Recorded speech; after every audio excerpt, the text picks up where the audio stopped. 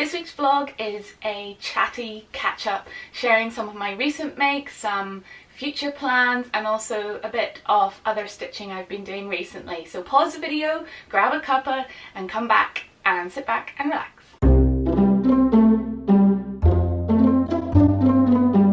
Hi everyone, welcome back to the vlog. This is Susie from Thread Quarters. Thanks so much for joining me again today. So I thought this week I would just sit down back in my sewing room. Goodbye Spain. Been back a while now. My boy is settled into P1. That's the first year of school. 4 years old, going in. Very exciting. Husband's back to work, so I am back to a bit of sewing and hopefully a few more regular vlogs.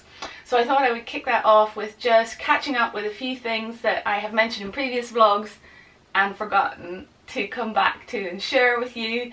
And then just some plans that I've got, and then also a little bit of other stitching that I've been doing recently that I wanted to share with you. So first up, I thought I would just go straight into the make. So in a vlog a while ago, I can't remember when it was sort of like plans that I was going to be doing. A lot of them I didn't get done. Whoops. 2 of them were makes from Minerva, so I had to get them done.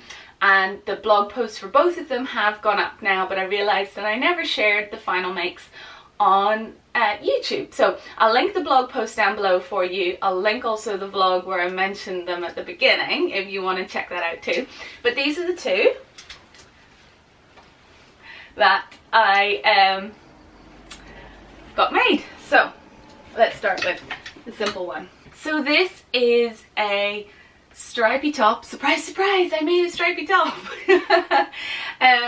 But this is the, I think it's the Tessuti Patterns Isla top, and what looks like a very simple batwing type jersey top at the front. If you turn it around, woo, we've got some fun pattern stripe play, which I just love. Look at that lovely chevron, isn't that so nice? So the unusual thing about this pattern is that this front piece actually goes back and makes the back yoke as well, and that sleeve is just one piece. There's just the seam underneath there, which then runs all along down the side seam. And it's a really unusual shape when you're cutting it out, and if you are using stripes and you want to get this chevron, I had to do it on the flat and, you know, be really careful with my placement. It took a little bit of time. This fabric is drapey, it's viscose component in it, so you know it is very slinky, and it was a bit tricky to work with in terms of making sure I got the stripes. I'll just show you. It's a pretty good match. I'm happy with that.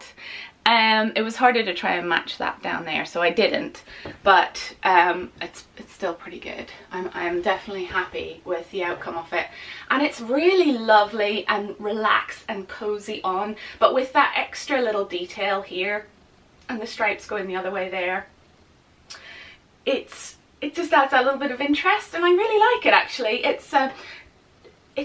It's a good one. Yeah, I'm really pleased with it. So hopefully while I've been chatting you'll see some of the cutaways of me wearing it. So this fabric is actually loop back. So what that means, if you don't know, is, if this will focus there, can you see, come on, there, you can see sort of that, it's essentially a little loops of the thread there, and sometimes that's called like a French terry, but this, because this is viscose, it's very light and drapey and fluid, whereas if that had been a cotton loop back or a French terry, it would have had a little bit more structure. So that's just something to bear in mind. And like when I ordered this, I had planned to make something else, probably a toaster, knowing me, but when it arrived and I realized, oh yeah, there's a lot of viscose in that, it just wasn't the right structure for what I was planning on making, so I ended up going with this, and I think it's a perfect match for this fabric. It's really, or for this pattern. So having that drape I think fits really nicely, because if it was made in something with a bit more structure, it would just, well, obviously have more structure, it would stick out from the body a lot more, which also could look good. So it just depends on what your particular style is, and for me, I'm really pleased with that. But yeah, so this is, I mean, it's just a staple in my wardrobe. The only thing I would say is that, again, because it's viscose, it creases a wee bit, so you have to iron it. Oh, imagine, I have to iron my clothes. Oh. And so the next thing I made was these quite spectacular, striking, several words could be used to describe these trousers. These are actually the Closet Case Patterns Jenny overalls, and I had planned on making them into actual overalls. I even made the big bib piece, but in the end I chickened out. Also, I was running late on my blog post, and I was like, I need to just get this done, get the photos done. So I haven't made it where you can remove the bib piece whether you want to wear it or not. And I could still go back and do that, because as I said, I've made the bib piece, but for now I don't see myself wearing it as overalls, just as wide leg trousers. And they're cropped wide leg trousers, again you'll see in the cutaway, and I absolutely love them. I am so happy with the fit of these trousers. I have plans for more, to be honest, because the fit on my bum, as odd as it is to talk about that, is just so good, and I'm so pleased with it. And even my mother, who likes to point out things that I haven't done quite so well with my sewing, she's trying to help, said that the fit was wonderful. So if she said it, then it must be good. But I did have some issues with the making of this, partly to do with user fail, partly to do with the thickness of this fabric, partly to do with my sewing machine, and partly to do with the instructions. So all of that is to say, it was the zip at the side. The zip is actually on the side here. So it's a lapped zip on the side of the trousers here, and I did it with a jean zip. And I mean, now that you're looking at it, I think it looks quite nice, but that was a lot of hard work for me. You see there's my pockets in there.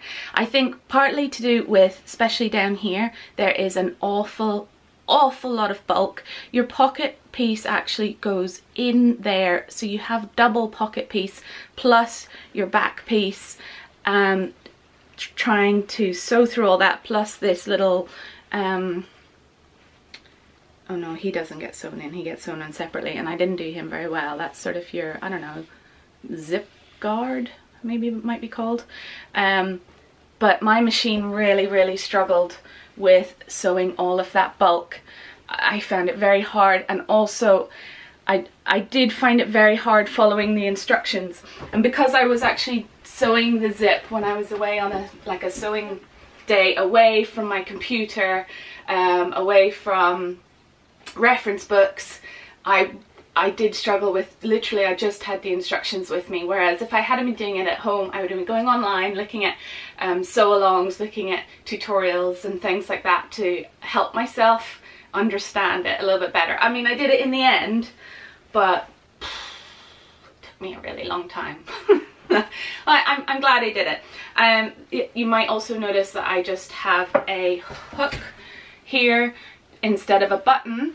And again, that is because my sewing machine is really struggling. I just can't do buttonholes at all.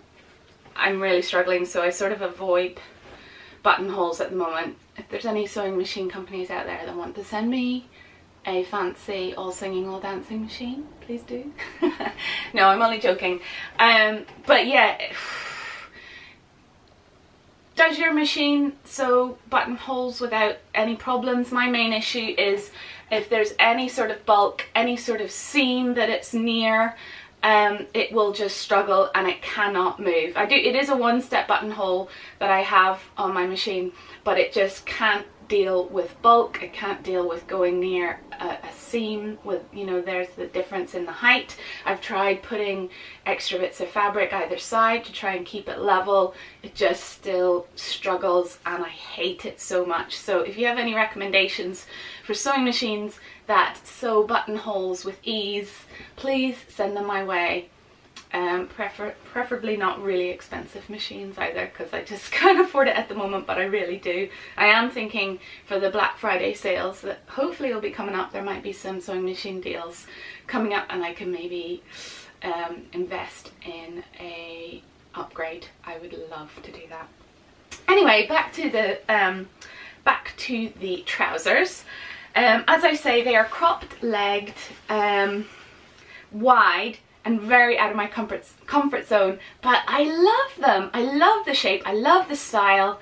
The only thing I would say, and this is again just personal body preferences, I find that I'm not getting sucked in enough on my tummy, and what I think would help with that is if next time I make them, because I will make them again, I am going to do pocket stay, I think it's called, where your pocket piece goes all the way across and meets in the middle seam, center seam there, or if you have a zip at the front, and that extra fabric that is, you know, no stretch in it at all, that sort of sucks you in a little bit. It's Closet Case do that in their what are they called, in their ginger jeans, which I have made but not finished. One day I will get back to them, but anyway, I did do the pocket stay for them and I really liked it, and it's something that I would do for this. The other thing I will obviously do is I'm going to be changing the zip situation. I think what I will do is just turn it into a fly zip at the front, just like a jeans fly zip at the front. Again, it's easy because actually this pattern comes with a faux fly, so the pieces are there already anyway, and you just turn it into an actual functioning zip there, and you just sew your two pockets as if this one, see, this one doesn't have a zip on the side, so I'll just do the same, and I'll just do this side just as a normal pocket and put in a proper front zip, center zip. The other thing I would say about this fabric is it's that sort of fabric. It's cotton twill and it is a little bit brushed and it picks up all the fluff, all the little bits of lint, and also cat fur. I live with two very fluffy cats, and yeah, I sit down on the sofa and then I stand up and my bum is covered in cat fluff, so in that respect not so great. But in terms of the print, I mean, it's a Marmite print for sure. It's definitely a Marmite print. You know, there's a lot of bugs on there. A lot of people don't like bugs and snakes and things like that, but I just think it's really beautiful and really unusual. I'm quite excited about how well these go with some other handmade makes in my wardrobe, and they're going to fit in really nicely for autumn. Yeah, I was thinking I might do a vlog sometime of taking some of my handmade items that have been in my wardrobe for a while and mix and matching them together, create a few different looks. Is that something you might like to see? Just to see how you can style up your makes in different ways. Just a suggestion, just popped in my head right there actually, so see what you think. Anyway, in general, huge thumbs up for the Jenny overalls. In terms of the trouser part anyway, I think they are really lovely, and as I say, they're going to be appearing in my autumn plans for sure. I already have an idea in my head there of what I want to make, so I would recommend them if you want to give them a go. Hi there. Yes, I look a little bit different from the rest of the video because I'm popping this bit in on a later date because I got contacted by Rosie from Rosie Sews Modern Vintage. Sorry, I had to look at my phone to make sure I remembered the proper name. And she has a YouTube channel, and she has paired up with another YouTuber, Loopy Mabel's Closet. There's 2 new YouTube channels I didn't know about, so do go check them out as well if you're interested in finding more sewing YouTube channels. I'll put all the links below. Rosie contacted me to say that she and Jane is the girl behind Loopy Mabel's Closet, are doing a fun sewing challenge to try and find new sewing friends around the world. And would I be interested in maybe promoting it on my channel and maybe getting involved? And I just love the idea of trying to find and make new sewing friends. I know that sewing can be quite an isolating hobby. It certainly was for me when I first started. Recently I have managed to meet some people locally. There's a lot more people in Northern Ireland starting to sew, which is amazing, but I do know how isolating it can be if there's no one else in your neighborhood that you know of that sews. So I will put a link down below to the explanation of how the sewing challenge, if you want to call it, works. Rosie has filmed a video all about it, but very quickly I'll say it's called Swap Share Sew. They've got a hashtag for it as well, and if you say you're interested, you let Rosie or Jane know, and your names will go in a hat. I'm not sure how they do it, and it's going to start in October, and everyone will get paired up with someone else, and then you get chatting with your new buddy, and sort of, I think you send them like the names of 3 patterns from your stash that you've been meaning to sew up but haven't got around to it. They'll pick which one you should do. Then they might have a rummage through their stash of notions and goodies and things and send you a little parcel in the post that you then would incorporate some way into your make, and you make up the pattern that they've picked for you and sew it up. And I guess there'd be a nice reveal. You could show it to your new buddy, and then hopefully you've made a new sewing friend by doing that, and you would obviously do that for them in return as well. So if that's something you would maybe be interested in joining in with, I'm going to be joining in with it, so who knows, maybe you'll get paired with me. Then do follow the links I'll put down in the description box below, and you will get all the proper information. I'm just giving you a really quick fly through of that. So if you're interested, then check that out. And now back to my original vlog. So now I'm going to chat a little bit about some different sewing that I have been doing recently. An embroidery company contacted me and asked if I would like one of their kits to try out. And it's a cross stitch embroidery, and I used to do cross stitch when I was younger, but I haven't done it for years and years, maybe 20 years I would say. And they contacted me just before I was going on my holiday to Spain, and I thought, oh, wouldn't that be the perfect thing to take with me on holiday,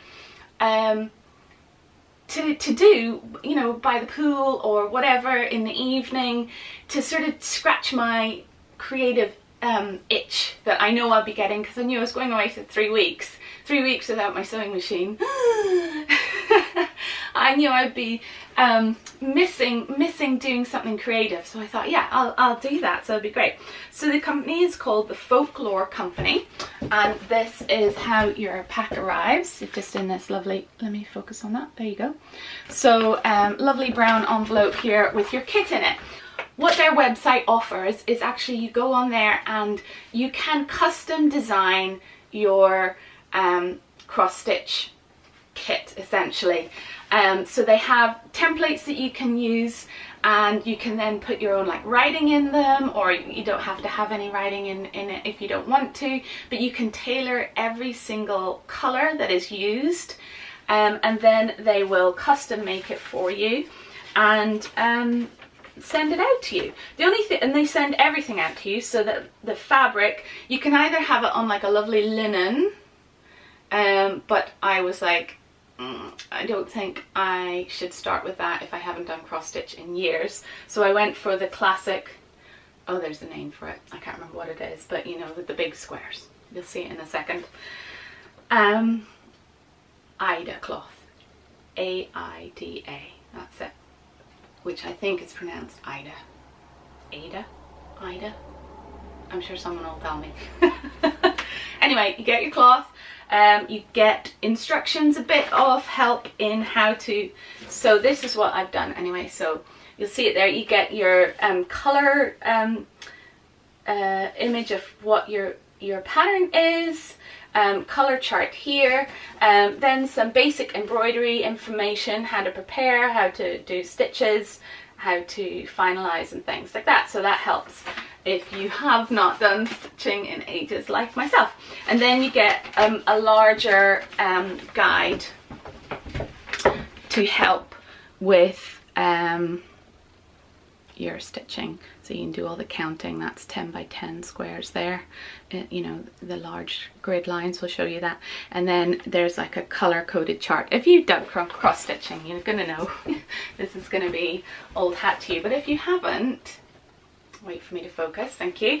If you haven't, this is a really great reintroduction or introduction to cross stitch. So this is how far I've got. The only thing they don't send you is the embroidery hoop, so just bear that in mind. So that's how far I've got. I actually didn't do as much stitching over my holidays as I thought I would do, but I am getting there, so nearly there. And then just a wee bit of this to do around there. I actually enjoy doing this cross stitch more than the lettering, so I'll be glad to get that lettering done and then just focus on the little floral leafy design. And I don't know if you noticed, but I've picked colours that will go nicely in this room, because I'm hoping to put it somewhere on my hoop wall behind me there. I thought it would be quite nice in my videos in the background.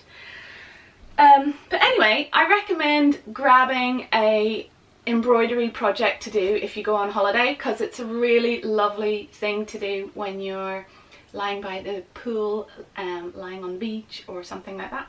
It's a nice little thing to do. And if you fancy giving this custom made embroidery kit a go from the Folklore Company, then I do have a discount code. I think it's for 15%, and I will put all the details in the description box below if you want to go check them out. And whenever I do get this finished, I will try and remember to share the finished the finished project with you, or you might just see it behind me on the wall, so keep your eyes peeled for that. So the only thing left to chat about today is what I'm going to be working on in the next month or so. I'm only going to chat about one big project, and then I'm going to be back maybe next week with chats about my fall sewing plans. I have some epic plans for that, so I'm very excited. Speaking of epic, this project I'm going to share with you now, or the plans for, is very much epic, and I am slightly terrified, to be honest. So it's another Minerva Makers project.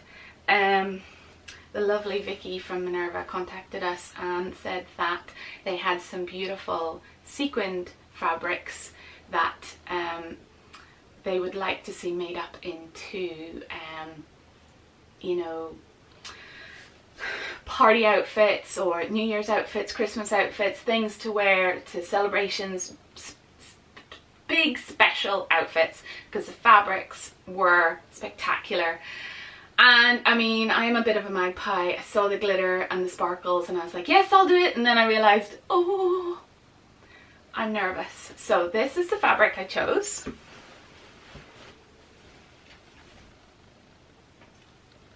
It is, to me, it is just so beautiful. So I will come up close and you can see it a bit better. Oh, look at that. Wow. Wow, wow, wow. Can you see that? It's like a muted, dirty gold. And even these are like matte black sequins. And then there's these actual beaded stripes in it. Actually, it's the beaded stripes that are making me the most nervous, because I've sewn over these nice small flat sequins before, and that's not really, it's not that difficult, but it's these beads that I know are going to be difficult. And it's on, you can see it's sort of like a mesh which has a bit of stretch in it. However, you know, with all that sequins, it's not stretchy with the sequins, and it looks a bit sheer, but actually, I mean, I actually thought that this was going to be on net rather than that sort of, it's not really mesh, it's hard to explain, but it's definitely not a net, and it is more opaque. It's not opaque, but it is less sheer than I thought it was going to be, and it's gorgeous. So if you had this fabric to turn into a stunning ball gown or something to wear on a night out or some kind of celebratory outfit, what would you make out of this? If you do like it, I will put the link down for the fabric down below if you want to grab some for yourself, because it's stunning. Even just a little simple shift top, basic top would be gorgeous. Shift dress, nice and simple, but the fabric does the talking, something like that. I have some other ideas in my head. I'm not going to share them with you just yet because I am terrified that I'm making a big mistake with my my choice of pattern, but I really want to give it a go, and I think I will regret it if I don't. So can you guess what I'm going to try and maybe make? I don't know. So because I definitely need to do a toile before I cut into that fabric, I searched in my stash to try and find some fabric to use. I obviously don't have like spare sequin fabric lying around, so I've just got this sort of polyester, I think it's a peach skin, which is really lovely. It's navy blue with red flowers on it, and I am going to make my toile up in this, and if the toile works out nicely, I will also have it in this fabric, which is, to be honest, a lot more wearable. It's coming up very, very bright red on the screen. It's not really as bright as that, it's a bit more muted, and it's very nice. So I will keep you posted on these two makes here, and hopefully have 2 new garments to share with you in the next month or so. I need to get the sequins sewn up in October, blog post off to Minerva in October, so but then it won't be on their website for months, but I think I'm allowed to share the finished outfit before the blog post goes live, but I'll double check that. But I'm excited and nervous and terrified. Wish me luck. Oh, and if you were wondering what I've got on today, this is just a ready to wear cardigan I've had for years, but I've paired it with Closet Case Patterns Charlie caftan that is a top. Made it in beautiful Nanny Eero fabric. I don't wear this top enough. The fabric is gorgeous, and I definitely don't wear it enough, so I'm glad that I actually have it on today. Anyway, and just because I've changed clothes because it's a different day, I thought I would also tell you what I am wearing. This is called the Wixton Tova, and it's a tunic length. I don't know if you can see there. You can see I've curved the edges. I've made a few changes. I always do that. And it's made from beautiful Japanese fabric that I picked up from Miss Matatabi a few years ago. Anyway, I love this pattern, and actually I'm thinking I need to make another one because it's a good one. So anyway guys, thank you so much for watching my chatty vlog today. Please do give me a comment down below if you like any of the makes I've made recently, or what you think of taking an embroidery project with you on holidays. Have you done that before? Or also tell me about what you would make with that amazing sequin fabric as well. I really want to hear all your suggestions. If you enjoy these sorts of videos, do give me a thumbs up. It helps with the YouTube algorithm. And if you enjoy my channel, then of course please do subscribe and hit that notification bell, and then you'll never miss any of my future vlogs. So anyway, until next week, where I think I might be doing a little sewing inspiration shopping trip for autumn. Tune in for that hopefully next week, and I will see you then. Bye guys.